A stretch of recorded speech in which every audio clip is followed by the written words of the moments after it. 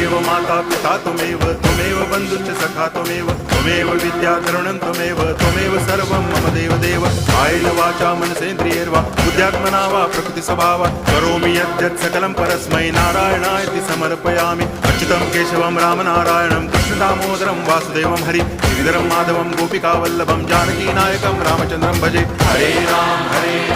Ram Ram Hare Hare Hare Krishna